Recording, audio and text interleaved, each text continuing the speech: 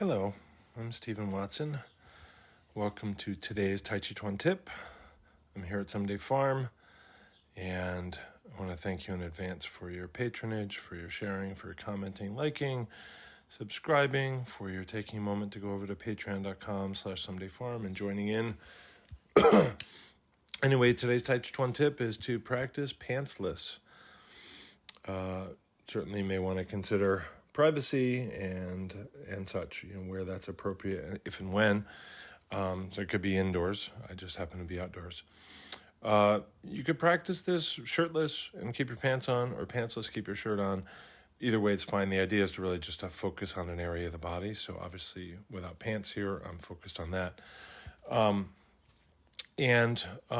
would say that if you're shirtless, try not to have a hat or a bracelet or a necklace. If you're pantsless, try not to have shoes and socks and an anklet or whatever, so you're really bare.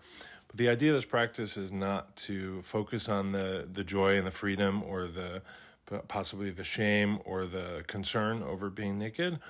Although those can be fine things to consider, what comes up when you're naked, that sort of freedom. But the idea is to develop a sensory experience of this so that we can contrast that with our ordinary practice when we're clothed.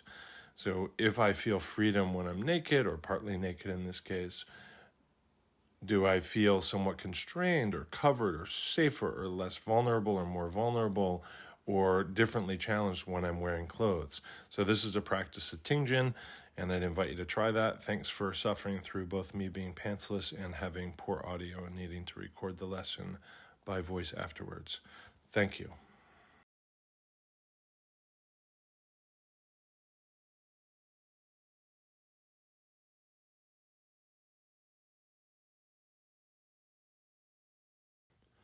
Thanks for showing your support for today's Tàijíquán Tip.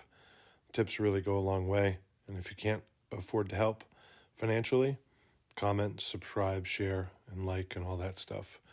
To be in touch with me, go to my Linktree, Someday Farm. Thank you.